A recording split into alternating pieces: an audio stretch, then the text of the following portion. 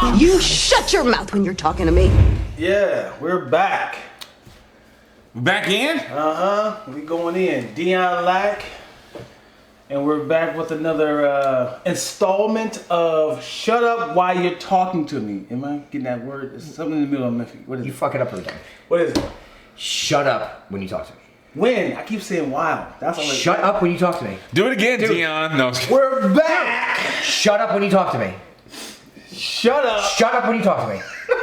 Please, it's a very simple concept. Shut up when you talk to me. Well, I'm talking to you, dude. Shut up when you talk to me. Shut up when you talk to me. Just shut up when you talk to me. Can you do that, please? It's simple. You've one job. Shut up when you talk to me. Shut up when you talk to me. Please. Go on. There you go. Go on and shut up when you talk to me. Keep going.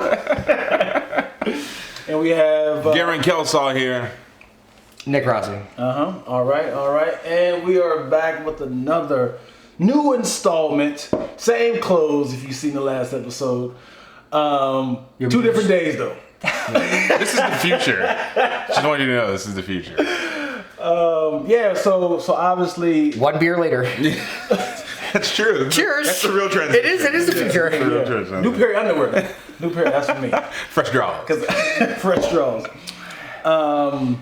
Yeah, so obviously the primaries, the Democratic primaries. The 2020 election is coming up, and everybody, my opinion, feel like they are coming for Donald Trump.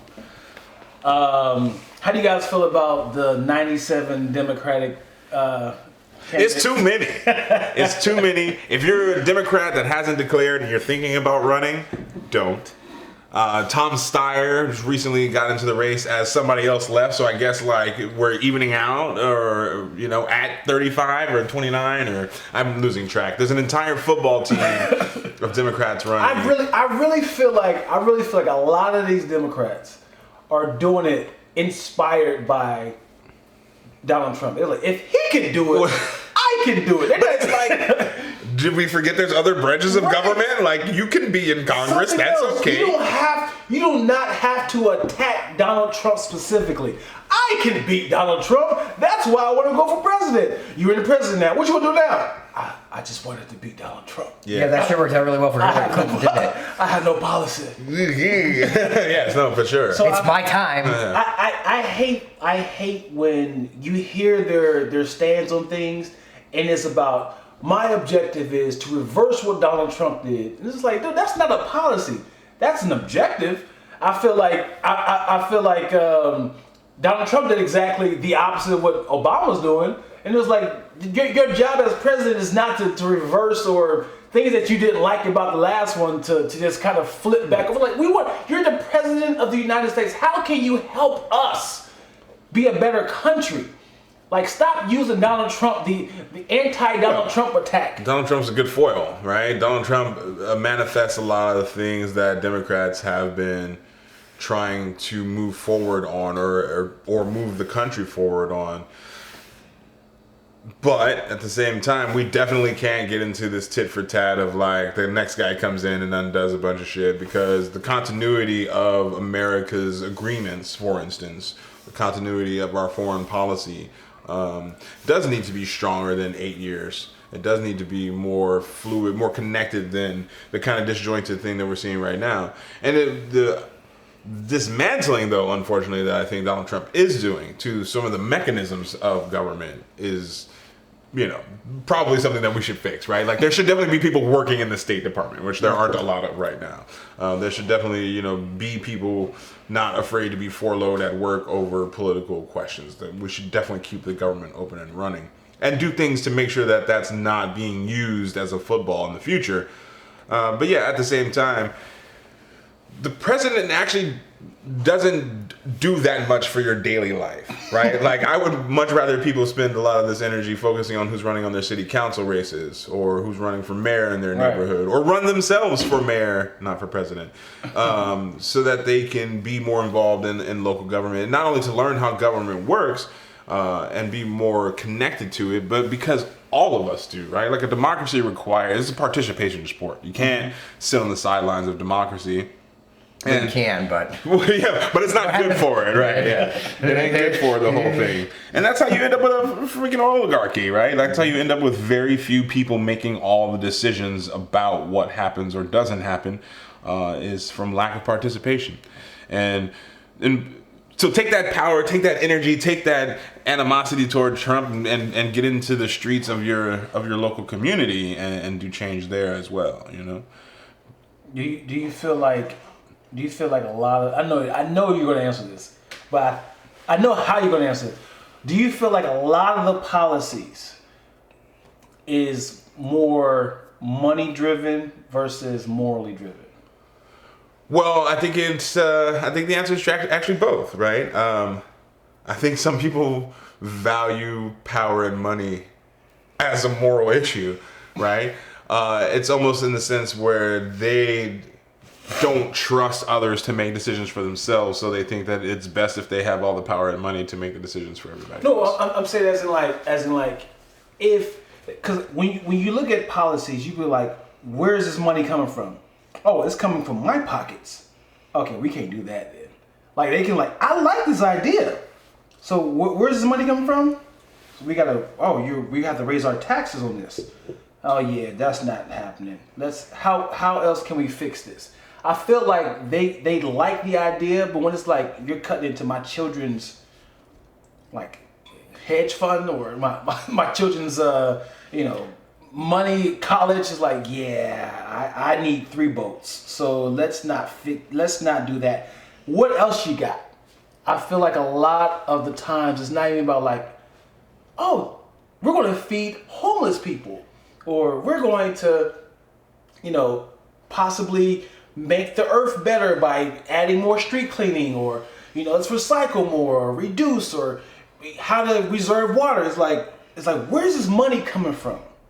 Well, I mean, there is a lot of money circling around right now. America is still one of the wealthiest countries on the planet. It's really a question of where that money goes, right? And who's using it. Like, how you deal with income inequality is that question. We spend a shit ton on bombs and new planes. We could probably afford universal health care for that, if we got like 6 less new planes a year. That might take care of free college, or not free college. Again, it's all paid for by somebody. And it's still all going to be taxpayers' money regardless. But it's a question of a desire to spend it that way. All the money is taxpayers' money. Always. And the reason that we don't have universal health care is not a question of whether or not we pay for it, because everything is taxpayers' money. It's just how we distribute it. The issue is whether or not who's the most efficient spender of it, and the answer to that is generally not the government. It's not whether or not we should conserve water, it's who should be writing the checks. Generally, private industry is better at it because they have a profit motive. It's not whether or not we should have health care, it's who should manage it. People with a profit motive generally do it more efficiently. The opposite side of that coin is because they have a profit motive, which makes them more efficient at doing it, which means that they do it better in one way, which is also they seeking money and power, means that they're cold about it as well. But in a place where you're talking about spending $1 trillion on something, we don't have that many trillions, even if we buy 6 less planes, because it's such a high cost, right? You don't have trillions to spare. Mm-hmm. Some people have to die.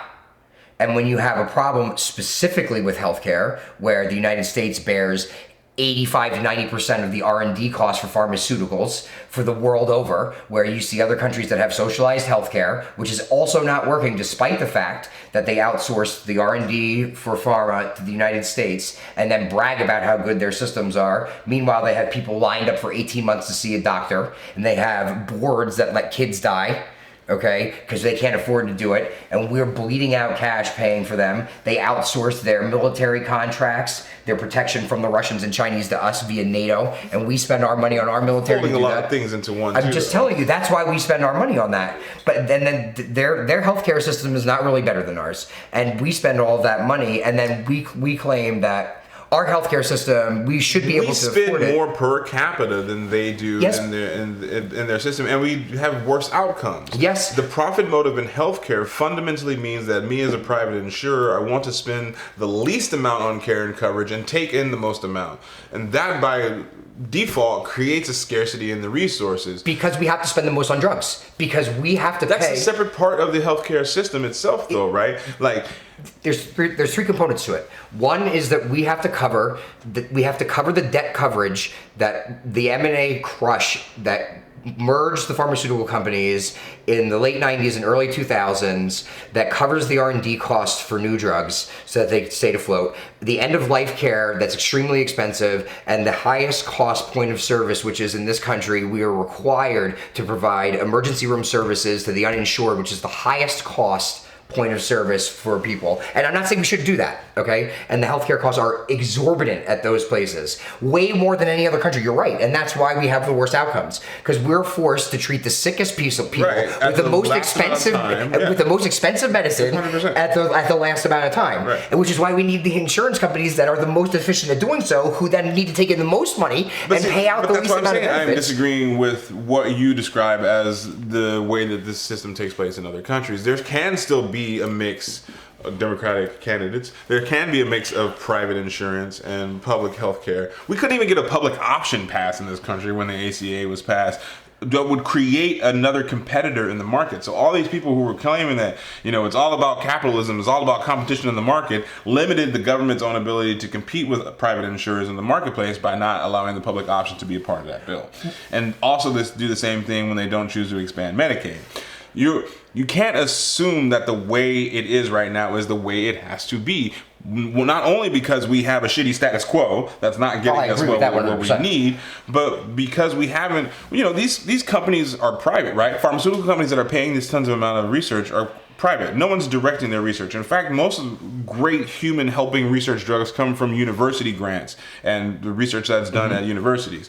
Pfizer and them are making boner pills. You know what I mean? Like, in reality, they're trying to figure out something like alopecia medicines and stop balding. Baldness pill, yeah. They're trying to figure out what's the way I can sell something to everybody around the world. Yeah. And so I'm not saying that shouldn't exist. Totally. What you can get on a direct mail ad right now, like Instagram is. I'm fine. Instagram. You are advertisers. Yes, exactly.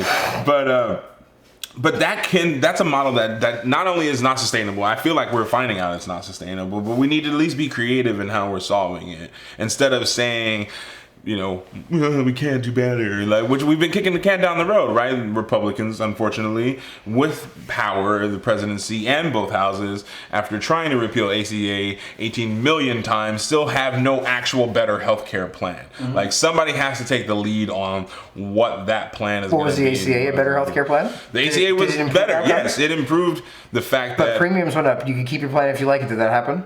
Did more people get coverage? Yes. Was it better coverage, or did people get kicked off their plans? They increased the minimum standard of coverage. Could you keep your plan if you wanted it?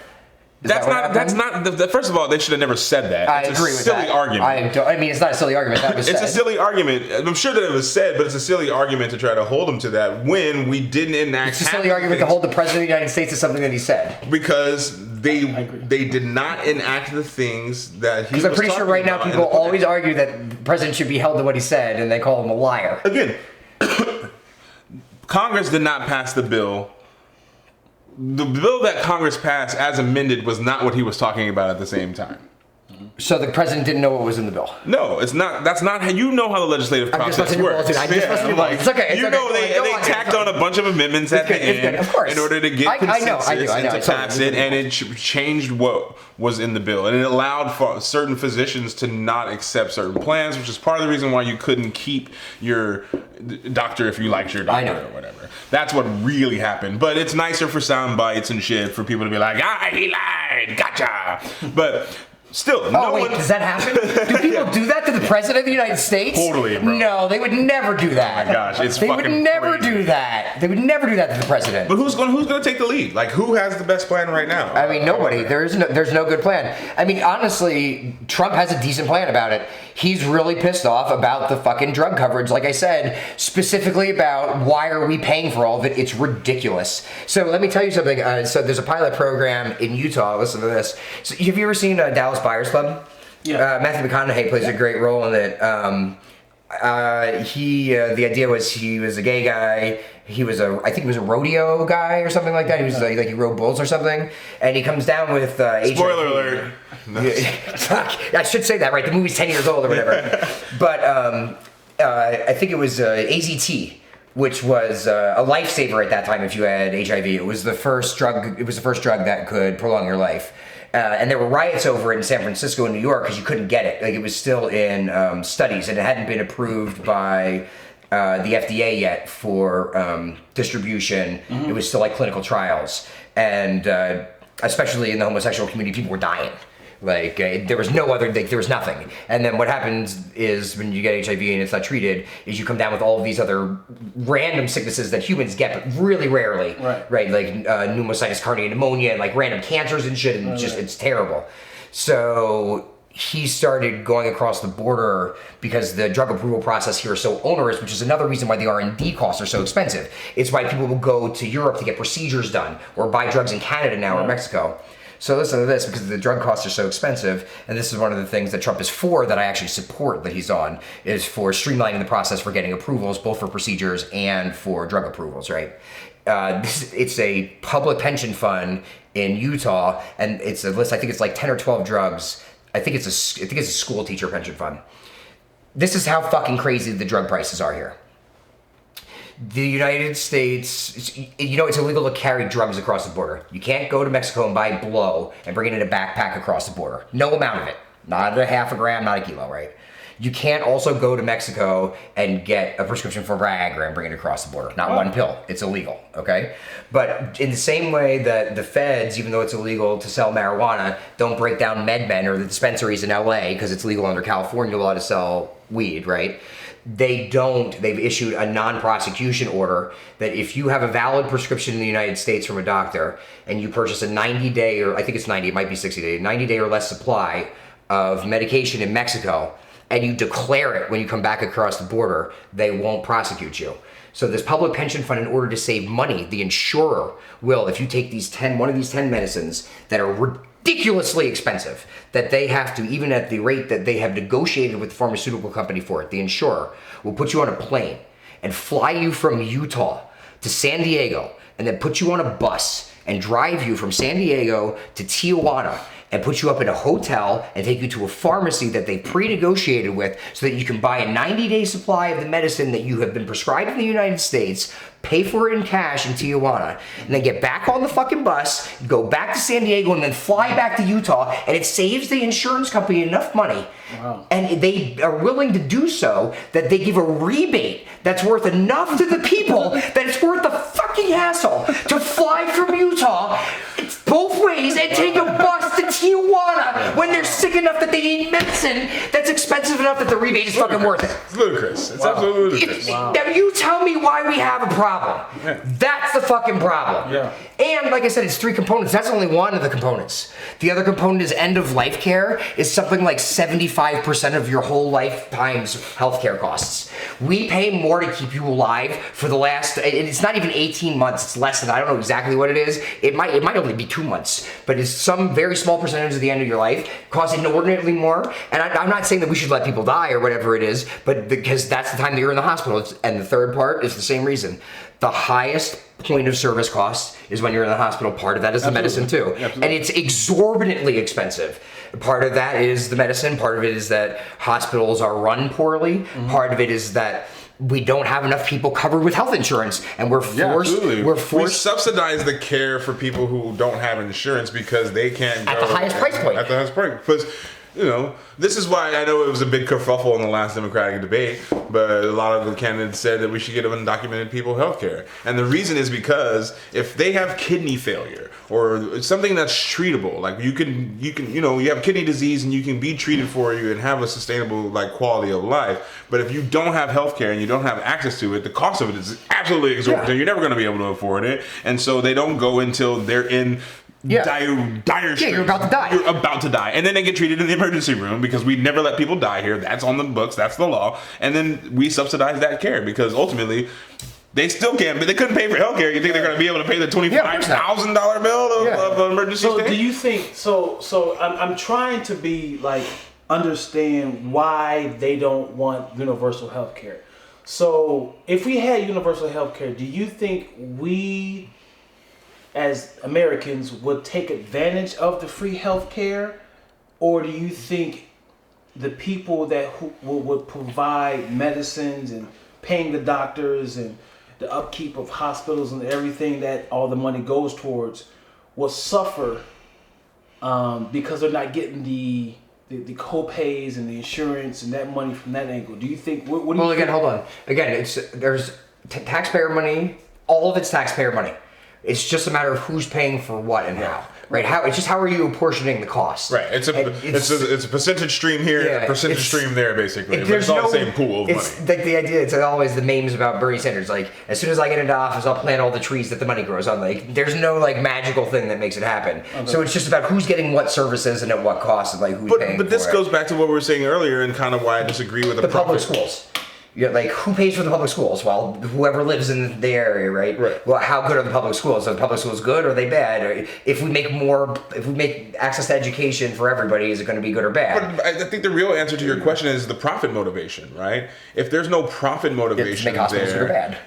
Yeah, but there's back to money and power. Right. If there's no profit motivation for me as a hospital to make the owners of the hospital more money or to make the hospital itself more valuable, then there's no incentive for me to reduce the amount of care I'm giving to people so that I can make more money. You right? Mm-hmm. If you But at the same time, there's no incentive for you to also give the highest level of care for people who have the money to pay it, to innovate so that you can be better than the competition to get the highest dollar value. There still could be private entities, private hospitals, specialists. Like if we had universal health care, the Mayo Clinic's not going to shut down tomorrow. They do a very specific thing that they do very well, and no one in the world really competes with them. That's not going to change if we had universal health care. No, but you still have scarce resources. You have to, because of the cost of capital, you don't have unlimited resources. Let me settle this. What is your ideal? I'm not saying you're a politician. If you're a politician, how would you put plan in place? And I want to hear yours. How would you put in plan like things that was like we should have this, we should have this, we should have this. For what? With respect. Oh my God. With respect to what? As in for schools. Oh my God. Like healthcare. And how much beer do you have? Because it's not enough. So well, just give me a 2. What is this supposed to be? What is this? Well, I just want to hear the difference. How much beer do you have, really? I'm not joking. No, also, shut up when you talk to me. Just as a reminder. Yeah, seriously. I mean, that is a really big question. One job, dude. It's a big question. What would I do about healthcare? Yeah, I would have a single payer system. I would have it, and people would say that that's universal healthcare, but that's not why I would do it. Like the thing is too, it's always, what do people think about me? I told you before, it was off camera. I am a fucking nightmare. I'm a really good chameleon. People think things about me and they're wrong. And my background is kind of unique. Again, not patting myself on the shoulder. In fact, the opposite. I got you. Single payer system. Let me put it this way. I'm a capitalist, a staunch one. Okay. And astonishing one? Staunch one. Oh, it's like an astonishing one. It's like really capitalist. Yeah. Socialism is a theoretically, an ideologically pure idea. The problem with it is humans. Okay? When the machines take over, if that happens, they'll definitely be socialists. And I agree with that, and it will work better. Mm-hmm. The whole idea for this podcast, right? Garen is a charismatic, smiley, large socialist man. And that I am none of those things. We are supposed to hate each other, but we do not. Right. Okay? And we respect each other, and that's where this idea came from. The single payer idea seems to be a play from the socialist playbook, but it's actually not. The idea of expanding Medicaid, for some of the same reasons that would have made sense that he argues for it, even if the reasons he argues for it are not the reasons that I would argue for it, doesn't mean that it doesn't make sense.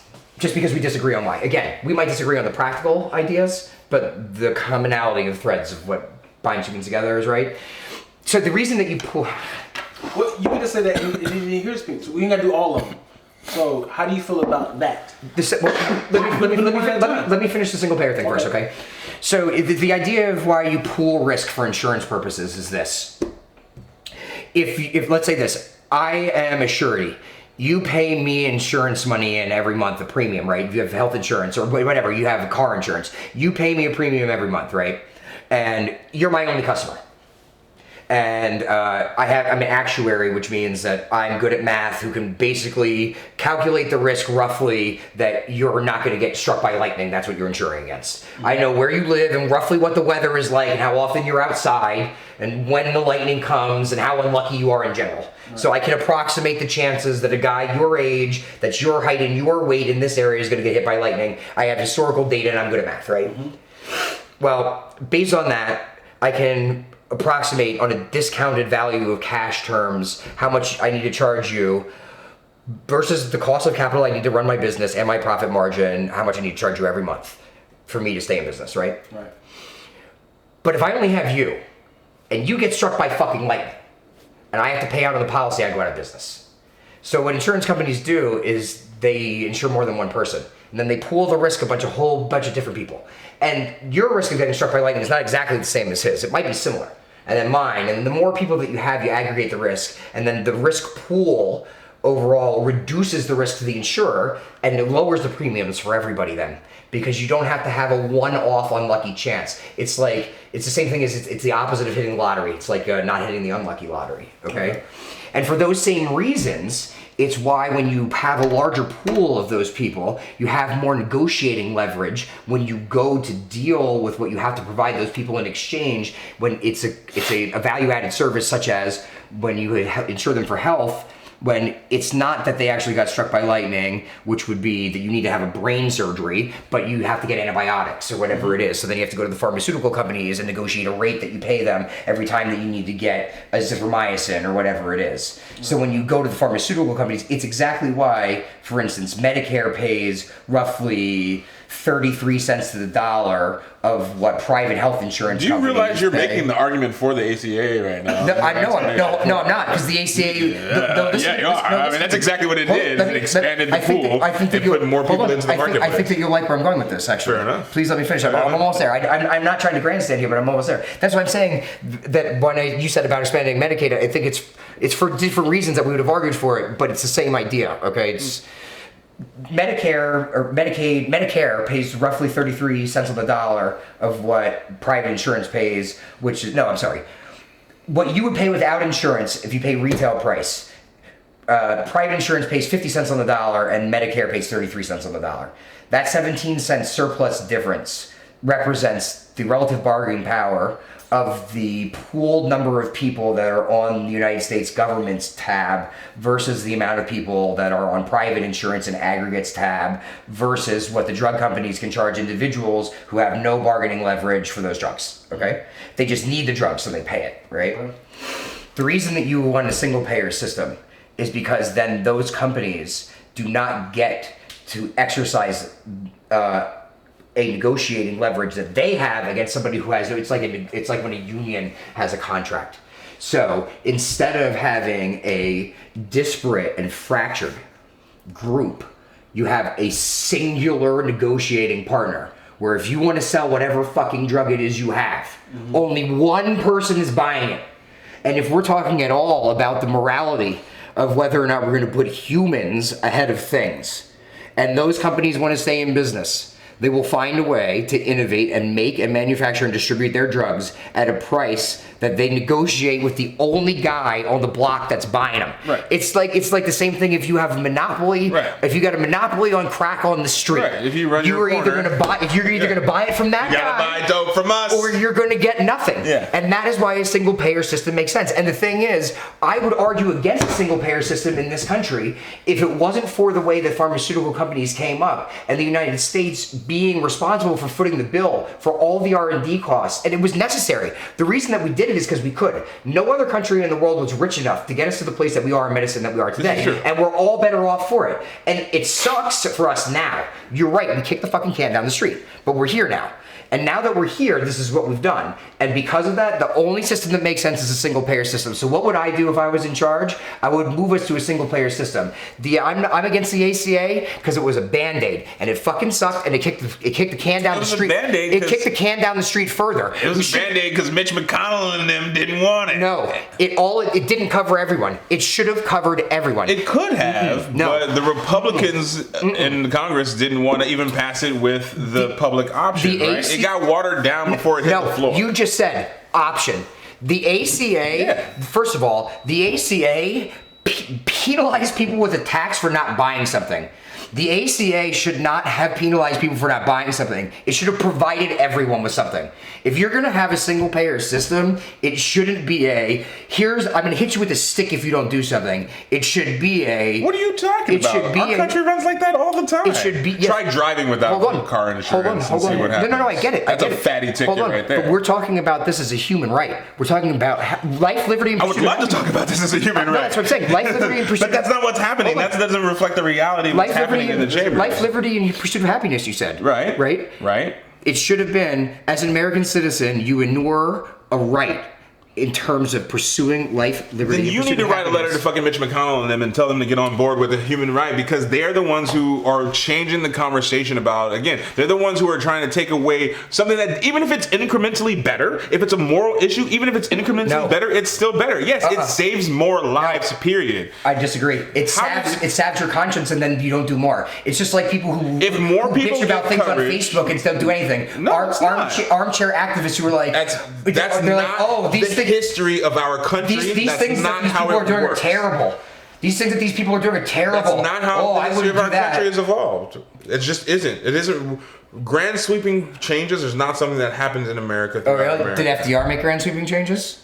That took a long time. Did Lincoln make sweeping changes? No. Well, he was the culmination of already. He tried to save a country that was already fractured. Did the Declaration of Independence make sweeping changes? It wasn't even a country then. You know what I mean? So, look at how slavery and the treatment of black people went. Right? They were declared equal under law, but then Jim Crow laws came in, and so then you had another. The Reconstruction period was one of the greatest periods of African American advancement in the United States history, and then it went backwards, and then it went to Jim Crow and more segregation, and then we came through the 60s and the civil rights era. As Martin Luther King said, the moral arc of the universe is long, but it bends toward justice. So if we're going to have the conversation about this being a human right, which I think we should, I think the politicians who say that are correct, but we cannot ignore the reality that there are those people in power who disagree with that. And if we have to bring them along kicking and screaming, then that's what the fuck we gotta do. And that takes incremental change sometimes. We can't just try to overturn the apple cart and create a revolution every time that we think that we want some sort of change or we want progress. That's not the real answer. That doesn't reflect the reality. Progress is a long, hard-fought struggle. And we can't simply think that it's going to be anything different. I mean, Tree of Freedom from time to time needs to be watered with the blood of patriots, my friend, and they say that for a reason. The French have the guillotine for a reason. Let them eat cake is a serious problem. And you can pull people on kicking and screaming, but people get complacent very easily. It's the idea that if you can give a man a fish and eat for a day, but if you teach him to fish, he'll eat for a lifetime. If you keep band-aiding things and making things seem like they're better, they'll be better for a little bit and they'll never get better for a long time. It's exactly how Social Security went broke. You can just keep making it seem like we're raise the cap on Social Security and then it would be solvent. I mean, but it's people who don't care enough about other people to give up their own wealth that prevents that from happening. Yeah, but these things have legislative fixes, but they come back to your same argument. They just don't care. That's the same thing. Why would somebody giving up their wealth for somebody else? And let's put it this way: why would one human giving up their wealth for somebody else fix the problem long term? It wouldn't. Wouldn't making us all wealthier fix the problem so that we don't have to care about who has this much wealth because we'd all be so wealthy? Which, by the way, we already are. Really, what we need to do is just change the way that we look at it. It is. Are you kidding me? The amount of wealth that humans have currently on this planet, it's outstripped the imagination of humans of all time. But Bernie Sanders isn't exactly wrong when he says like 6 people in the country have like 90% of the wealth of the country. Damn, that true? It's pretty close to true. It's not exactly true, but it's in the neighborhood, like 6. There's like 6 families basically that control the majority of the wealth of the United States. Sure, and all the people in this city have more wealth than all of the other humans that have ever lived in the history of the world combined. If you rewind time, right, when people years, were trading stones and shells for food instead of just money, though. You know what I'm saying? If you're completing the whole gamut, also through the inflation of the cost of goods and stuff like that too. But I don't think that's the point. I think the point is we agree that there's a scarcity of resources overall. You may not be able to provide everything for everybody all of the time, but we should move toward giving as much as we can. What's everything? Because I mean, we're very much better at it now. We're very much better at energy. We're very much better at food and medicine and transport. I mean, what is it? What is but every, in a country that has everything? as much wealth as we do, we shouldn't have 70,000 homeless in the city. It's 100. Of Los Angeles. Oh, is that what it is? I think it's 135,000 between here and San Diego. I think that's probably right. 135. It's one of the largest concentrations in the country, and like you said, this city alone has enough billionaires where that really shouldn't be a thing. Yeah. What are you gonna do with all that money? Like, what are you gonna do? Are you gonna sit on it, or are you gonna like swim through it like Scrooge McDuck? Like, what are you gonna do? That is what we do. Yeah. But do you think, I mean, but then there's another side to it too. Do you think that it's non-enforcement? Like it's stand down? It's like the Antifa problem in Portland. The police are standing there and they're told by the mayor not to enforce it. Here, the city council has passed laws that actively don't allow the police to enforce the... That's not exactly true. But they were enjoined by the courts because there was no place for them to go. So the city did pass a law that was an ordinance that... I'm not saying that they shouldn't have done that, by the way. I'm not saying I disagree or not. Fair enough. I mean, look, the tent situation is out of control.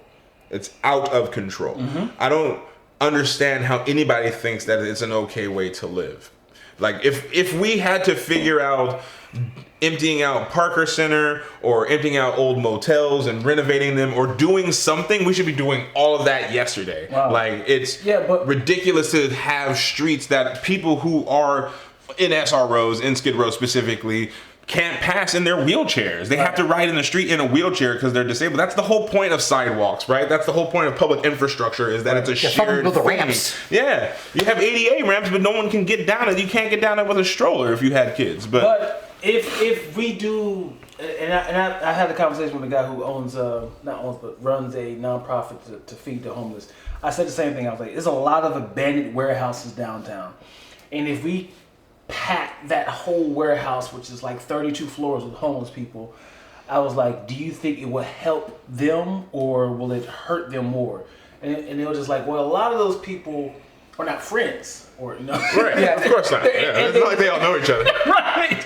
Jimmy. Like, now you're just like partnering up a bunch of people that it's a lot of problems. It's like prison almost. Yeah, and it's like you're just assuming that they all have a moral compass. They all have like a cleaning type of vibe. There's no security. Like you got to provide like it's no. It is a big thing, and it's a legal morass too. Who's responsible for it? The insurance. Right. People get hurt, or like the problem. Somebody gets hurt on the property. I'm not saying you just open the door and go, "Hey, everybody, how about it?" But I mean, hold on. But that's the theory. What we're doing with the street.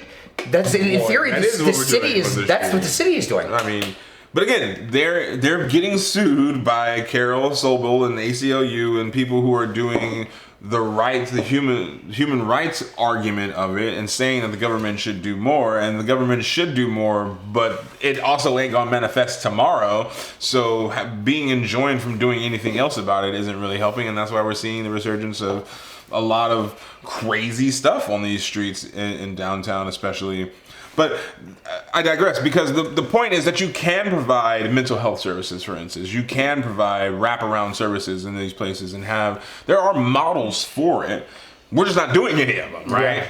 We're not allowing people who to do tiny home projects, right? Like we talked about this. Very small. Right? Yeah, exactly. That was a private thing. It was a private thing, but they had to get permission from the government. They didn't get permission from the government to do anything. But we're not allowing them to talk about it. They don't. Yeah, give a little context for it. So just it wasn't the government. So Detroit post financial collapse. So you know that they closed down a lot of the car factories. Yeah. And so every place, the residential market plummeted post-financial collapse, but Detroit was especially hit, and people were just leaving the houses. So they were so far underwater that not only did they not pay the mortgage payments, they just left because there was nothing, and whole neighborhoods shut up. And then because of that, some people didn't even have the cash to take a bus out of town, so they left the homes and they were homeless, and they had this whole huge homeless population. And I'm trying to be brief. I didn't mean to derail you. No, you're good. So this private company came in, or this private organization came in, and it cost, I think they invested like $1 million. You know what a tiny house is? Mm-hmm. So the great thing about tiny houses is, for the same reason, ironically, that we got into the mortgage crisis, is that mortgages, in the same way that we pool risk for insurance purposes, they pooled mortgage security risks. They pooled mortgages together so that if you bought a house and got a mortgage, and he bought a house and got a mortgage, and I bought a house and got a mortgage, we could package them together and sell them as debt instruments on Wall Street. Okay, and that way you could keep liquidity in the banks and keep selling more mortgages. Right. But they sold bad mortgages to people who weren't qualified for them, and they just kept getting fees, which is why they did it. Tiny houses are technically RVs, which has an established credit market on Wall Street. So people who sell RVs could sell them and get the credit off their books and keep selling RVs, okay? Wow. So for $1 million, you only have to put down 10% on a tiny house because you could get it off your books. You could buy $10 million in tiny houses with $1 million in cash. So what these people did in Detroit is, after they got permission from the Detroit government, is they put down $1 million and they bought $10 million worth of tiny houses, or something like that. I don't know if that's the exact figure. It might have been $7 million that they put in, or whatever. And they bought this plot of land that was adjacent to this neighborhood that was completely abandoned with all of these rundown houses. And they put in, I think it was, I don't know if it was 100 or 150, something like that, a whole new neighborhood. And it was all volunteers, and they came, and it was like a kit project. They brought contractors in, and they built all these tiny houses up, and they put the infrastructure in, and they built roads and connected it to the public sewage lines and the power and everything. And then this was the deal. They put just like you said, the wraparound services, mental health services, they took people straight off the fucking street who were willing to go through mental health services and go through screening willingly. They didn't like force them at gunpoint, but they were willing to do it. Right. Okay, and they did.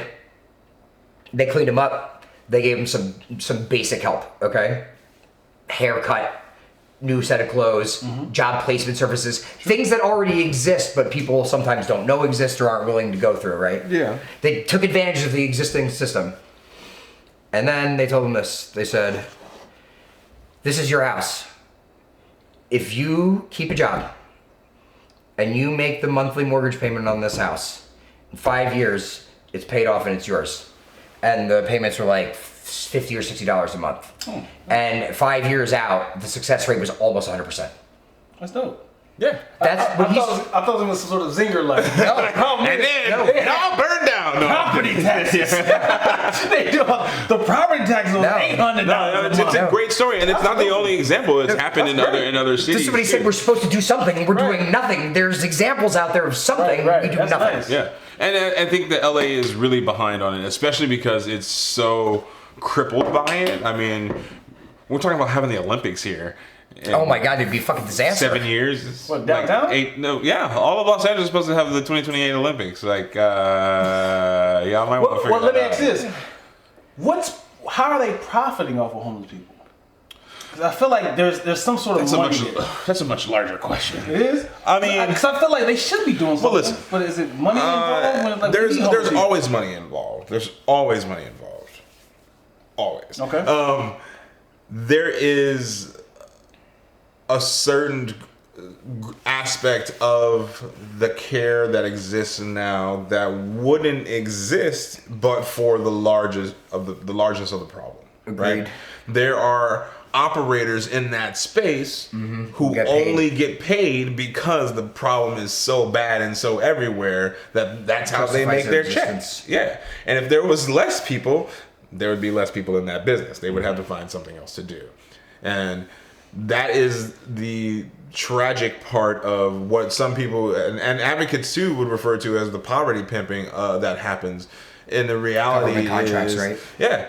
Either you get a government contract because you're providing a service, or say you're like, getting a stipend from some sort of philanthropy or something like that, and that's how you operate your thing. But is there an impetus to solve the problem that essentially puts food on your table? Nice. It's a big question. It's just like the difference between wanting to make a cure or a treatment. Right. Why would you want to treat why would you want to cure a disease that's so profitable to treat? That you could just treat forever, right? So I'll keep you alive for a really long time. Yeah. Or just there's not a lot of incentives to solve it, right? For that reason. Like, there's a whole section of people who are like, nah, I just don't want to touch it. Like, it's not that important to me. There's a section of people who are like, kind of fine where it is, you know. Like I'm just gonna skate this through. This is kind of shifting gears. Do you feel like, and then this is a fantasy world I'm throwing out there. Do you think if everybody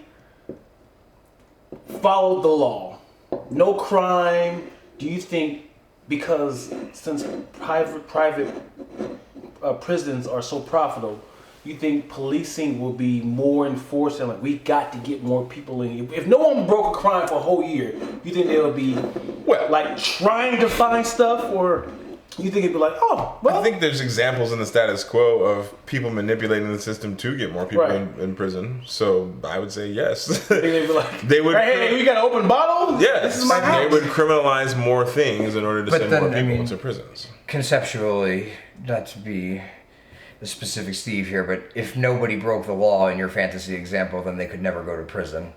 Right. So, Mom said, do you think policing... But then nobody broke the law. But then nobody broke the law, so shut up when you're talking to me. Nobody broke the law. I hear what you're saying. Mom said, but then nobody broke the law. But then nobody broke the law, so they do stuff. Figuring it out. They would change the law. But then nobody broke the law still. Well, but then nobody broke the law. Right. I understand what you're saying. Are you saying that we would increase... they'd be like... Let me give you an example. He just dropped a Tootsie Roll. He has to go to prison. Give you an example that justifies what he's saying. So I heard this in law school from... it was from a professor who heard from a cop. And it was a traffic cop. It was a guy who had walked the beat and then became a traffic cop afterwards. And they used to play a game, the cops would, and they laugh about it. And it was a black cop. I was in Columbus. So I went to Ohio State first. That's why I asked you when you were talking about Columbus. Ohio. Yeah, so I spent a year in Ohio. And they would play this game, and it was about how long it would take to pull any car over. And the thing about it was almost like a game where you would play, in law school, you play a game about like cases, like the names of cases. So you'd read a case book, and they'd be like 1,200 pages long, and there'd be ridiculous number of cases in it. And they all have ridiculous names. And some of them you remember, and people who are really nerdy would remember all of them, okay? Mm-hmm. And some professors would expect that you'd remember all of them. They were assholes. But the traffic laws are like that too. They're ridiculous. The ordinances and traffic laws are so specific, and there's so many of them. Everything is illegal, okay? You can't, there's nothing that you can do in your car that's legal. If you have a car, more or less it's illegal. Just don't buy a car unless you want to break the law. If you have a car, you're done. Doing something illegal. You're done. Yeah. And I'm joking, but not really, okay? And the answer is it's like 10 seconds, whatever it was. So they would play a game to see how long it was, and then just pull people over to fuck with them. But usually in good spirits, like not to really screw with them. And the idea was, the reason the professor was telling us the story was that don't fuck with the cops. Because they already got you. And the answer is that it's already illegal. If they want to, you're already done. And the broader point of this wasn't just that. And you don't know, and it's the idea about there's a racial component to this too, but I mean it applies to me as well, or anyone, is that in a regular traffic stop, for whatever it was, whatever those little things are in those ordinances that are 100 pages deep into the 1,200 page manual that makes it illegal for you to have a car because you didn't flick your left turn signal 3 times when you turned left at the 3rd stoplight or whatever it was. In a common traffic stop, the police can choose, once you broke that minor thing that is only under law entitled to give you a $5 ticket for, to instead of giving you a ticket and letting you go, to stop the car, pull you out, arrest you, impound the car, search you incident to arrest, search the car. Now, they will have to justify to their superiors why they chose to do that instead of giving you a ticket. But that will not be violative of the Fourth Amendment. And if they find anything on you that's illegal, or anything that's illegal in the car at all whatsoever, none of that. I'm telling you, none of that will be violative of your constitutional rights against search and seizure. And any other crimes that you may have committed where you would have thought that you would have been protected will be able to be used against you in a court of law. And you will pick up charges for where you would have thought that you would have been protected, and you would have done nothing wrong that you would have known. So if you're talking about being able to use the law for the purposes of, what did you call it, poverty pimping? Yeah. The purposes of being able to, with a profit motive, putting people in prison, they can already do it, no questions asked. if they want to. So what I'm saying to you is, I'm certain that it's done some. But my guess is they exercise restraint. Otherwise, we'd all already be a lot in jail. worse. We'd already be in jail. But to your point, right? Like if it was shrinking, if the population of people going to prison but it'd be like a healthy diet. It'd be a fucking light switch. In some of those deals that states have with private prison operators, there is a minimum number, right? The state pays a penalty if they don't give them a minimum number of prisoners. Oh, but hold on. Why does it? For the same reason that it's poverty pimping, we're talking about government contracts. Why does it just have to be them? What about the state-run prisons too? Those guys make money too. They're public employees and they're public unions that run public prisons too. And I'm not saying that it's not different. I'm not trying to draw a false analogy, but those people get paid too, and those people have political friends that get paid too, and all the whole thing. I agree. I think there is something to be said of the naked profit motive, though. It's the same way I feel about education. You know, if there's a naked profit motive in your education system, that seems problematic to me. Sure. But I mean, then again, when you talk about the difference between private and public education, like post-secondary, right? Like I went to Columbia, right? Yeah. Is Columbia, should they be a tax-exempt institution? Do they not have a profit motive? George Washington, where I went first and I dropped out of, is the second largest landholder in Washington, D.C. behind the federal government. They're really a real estate investment trust that's disguised as a university. Why do they have tax exempt status? Now, sure, they educate people, sort of, right? But really, how much money do their deans make, right? How much money do they pay and how much work do they fucking do, right? And look, if you're listening, fuck you. Also, how much? And I'm not saying that they're not justified in paying that, but is that a rightful use of a tax subsidy for what they're doing? Is it a naked profit motive, as you say, or is it not? What is the distinction between public and private in that way? Because really all we're talking about is a tax difference. That's literally the only difference, because it's still people. The taxpayers' money, going back to the health insurance discussion, it's all the taxpayers' money. It's just a tax status difference. Right. And I'd be totally down to roll that back. In fact, I'm one of the people who don't believe that religion should have tax exemption either. That's real. That's a good note. I think we're at like an hour right now. Are we really? Probably. I'm certain we are. I don't think my camera's even on anymore. Either the battery died or Fair enough. Yeah. Fair enough. So you guys are on camera, so let's go and close it out because I'm not on camera. We're going to go ahead and close it out. This has been another episode of Shut up when you talk to me. Yeah, shut up when you talk to me. Shut up when you talk to me. Do it better next time. Shut up when you talk to me. We join us again with Garen Kelsaw. Dion Lack. Yeah, and Nick Rossi. All right, that's true. All right. See you next time.